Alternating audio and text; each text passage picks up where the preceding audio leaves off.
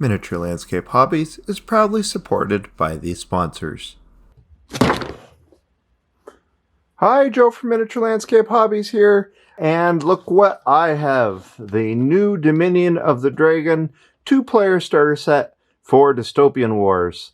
And I'm pretty excited about this one because, well, frankly, I just love Dystopian Wars. It's probably my favorite system that I'm playing right now. It's just a ton of fun, and it's an interesting setting, and War Cradles game designers really do make really cool lore and some awesome world building. So this is the first 2-player set that's come out in the 4th edition of Dystopian Wars, and boy, it's good. Now, I do have to ask for your forgiveness here because this is going to be more like one of my old style unboxings, just a quick look through the box. And there's 2 reasons for that. One is this. I've got a huge backlog of products from War Cradle to cover, all fitting into the Dystopian Age.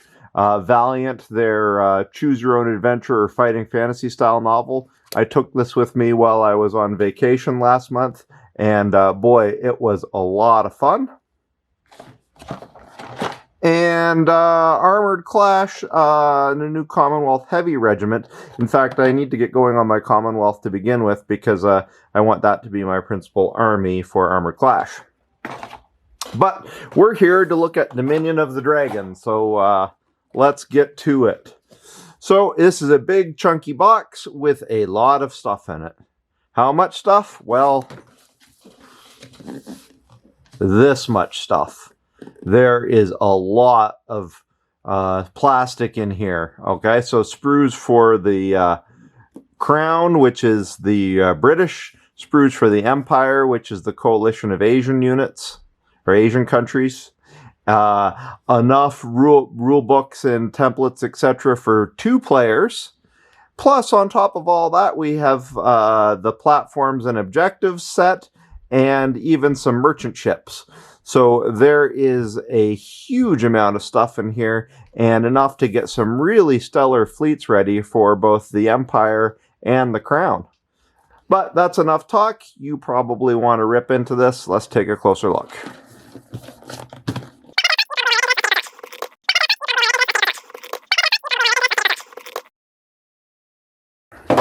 Reference cards, we'll get rid of those. They're in all the products by War Cradle. We've got 2 copies of the rule books. So this allows us to buy the box and split it between 2 players. I think that's pretty cool. If you've looked in the Dystopian Wars rulebook, you can see it's a pretty nice product. It's laid out with tons of lore in the back as well to get you up and running on how the Dystopian Age works. And of course, one of the nice things about Dystopian Wars and all of War Cradle's systems are that they're living rule sets. So all of the details are available online, including the orders of battle or orbats, which detail the specifics of the individual fleets. And they're constantly being reevaluated and rebalanced to keep the game functioning and fresh. So that's pretty good.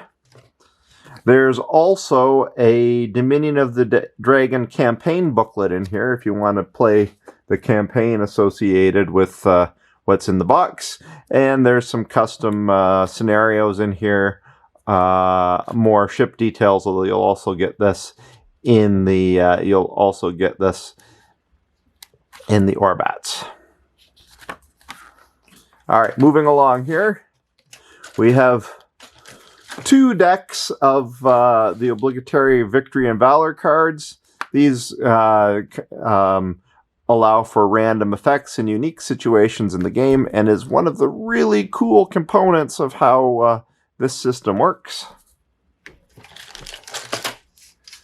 And then enough sprues, game templates for any of the aids that you need to play the game. You can see here you've got your objective markers, your turning template, your turn dial, and your range rulers. And of course, there's 1 set for each player. And yeah, if you haven't seen it yet, you won't unsee it now. Yes, this looks like a face.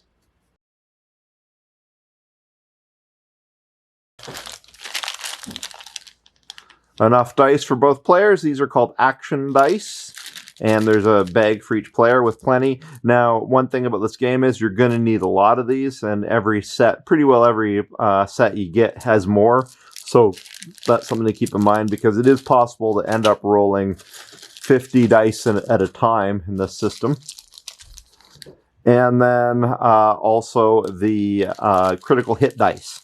So again, one set for each player, quite handy. Bases for the flyers. Two different types. These are the regular ones that have been around for a while. These are new ones that are also common to some of the smaller flyers in Armored Clash.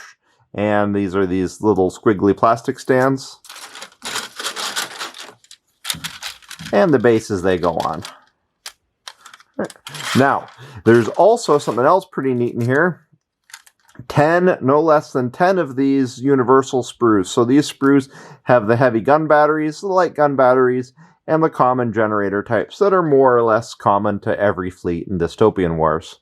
Each one has 2 different SRS tokens on it as well. So these are Doxuri fighters. So these ones are for the Empire. And there's 2 on each. Now these here are for the Covenant of the Enlightened. There's no Covenant of the Enlightened in the box, so you can keep those for spares or give them to the local Covenant of the Enlightened player if you want. 10 of these, so no shortage of them and no shortage of SRS tokens to go with your ships if you want to launch fighters. And the SRS bases. These are another thing you'll have a lot of. You tend to use these in giant stacks if you're not familiar with Dystopian Wars. And if you're not familiar with Dystopian Wars, it's time to become familiar with Dystopian Wars, because it's an excellent game and it's very economical. So, moving to the Crown, or primarily the British and their dominions, you have 2 sprues of their cruisers. So these have been covered before, they've been out for a while. But you have multiple ways to build a cruiser out of this. You can build a command cruiser if you need a flagship for your fleet. And if you're only operating with this box, then you will need to build a command cruiser. Otherwise, you can build any type of cruiser you want, including ones that are also small aircraft carriers. You've got some extra ship types for frigates and destroyers, and a couple of these cool little tiny escorts. Now there is some new plastics here, and this is them. Again, 2 sprues. And these are the support sprues. Let me see if I can get them in frame here. With the new hovercraft. So I don't know much about these yet.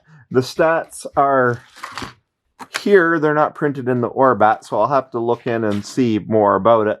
But hovercrafts. Now previously, Commonwealth has been the only force that have hovercrafts, but now the Empire does, and that's pretty good because of course, hovercraft can pass over land features, which is handy when you're trying to seize territories or surprise the enemy.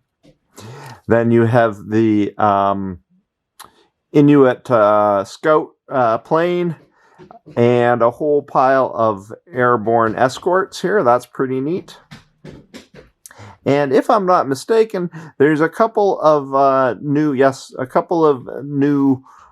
submarines on here as well, one on each sprue, and these submarines are highly adaptable. You can even get a flak submarine, so we'll have to look into the stats some more and learn more about those, but that's a really cool option. I've never seen submarines with so many variable options as you're about to get with this new class of submarine, and ground tokens there with, oh look, Galahad tanks from Armored Clash, so that's pretty neat to tie the 2 systems together. So that's the Crown. After that, we move to the Empire. And first up are the Empire cruiser sprues. And we already looked at these in another video.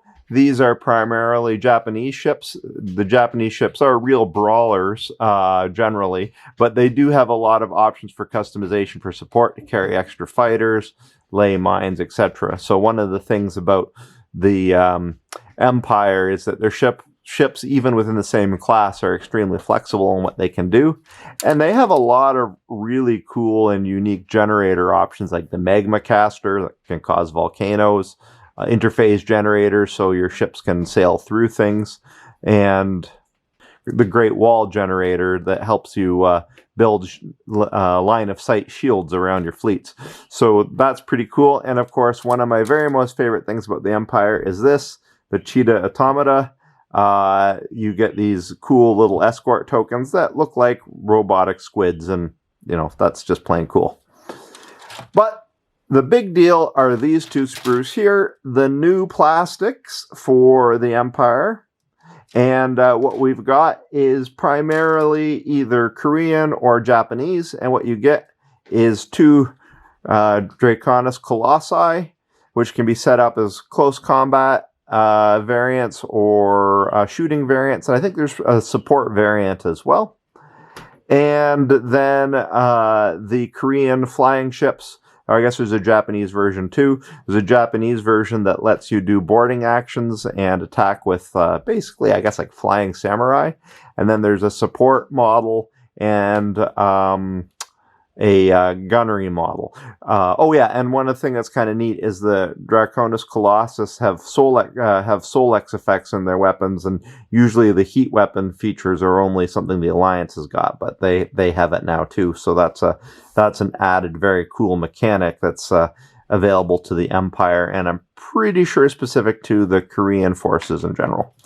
There's also these really neat little, I think they're called Bang Pai Automata. They look like little box kites that you can use as more effective escort tokens, or you can separate them from your unit and they can fly separately as basically like kamikaze explosive drones, which is a very neat effect. I haven't read the rules yet, but I'm looking forward to getting into it.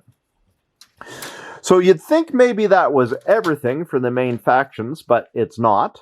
There's also the customary map that shows how the Dystopian Age works, and enough templates or enough tokens for both players. There's a lot of tokens there. And the nice thing about the tokens is that they're common to all of the current War Cradle systems. The new version of Wild West Exodus is supposed to use the same tokens, and Armored Clash already uses these tokens, so that streamlines things quite a bit. And there's still more good stuff in this box, if you can believe it, just stacking up here. Two merchant ship sprues, which are variable ships that you can set up different ways to be different sizes or even to be airships. And they're more or less civilian or merchant vehicles that you can use in your scenarios, or you can pad out your fleet with them, as they have some special abilities for things like repair and supply. And they come with their own escorts, ground tokens, and supply tokens if you want it. And I have a feeling that you'll see rules for that in the campaign book. I have to tear into that and take a look. And the final thing in the box are the platforms. So the platforms are an extremely handy feature in the game. You build these to make like oil platforms or defensive platforms, military platforms. You can use them to support your fleets or cover sensitive locations on the board. And pretty well every faction can get them. So they're handy for that use. And a lot of times I just use mine as terrain as well. So there you have it. And I doubt I will ever get all this back in the box. But that's okay, because I'm going to have to get out and get painting, because there is, like always, some truly amazing models in this kit. War Cradle never disappoints with the quality of their plastics and their resin models, and the rule sets of the games themselves are excellent. So keep your eyes peeled for more coverage on this in the future. I'm going to be getting into a lot of Dystopian Wars coming up. And, of course, I'll still be covering lots of other wargaming and hobby tips as well. In the meantime, if you would like to get this set or any other War Cradle products for yourself, please consider using the link in the video description. Wayland Games, which is the primary distributor for War Cradle's products, is an affiliate sponsor of the channel. And if you purchase from them, a small amount from whatever you buy goes back to supporting the channel, which I would really, really appreciate. You can also join my Patreon for early access to my videos, hobby discounts from tons of great retailers, and loads of STL files for wargaming accessories. See you next time for more miniature gaming, painting, and diorama videos. But most importantly, until then, remember to keep building life in miniature.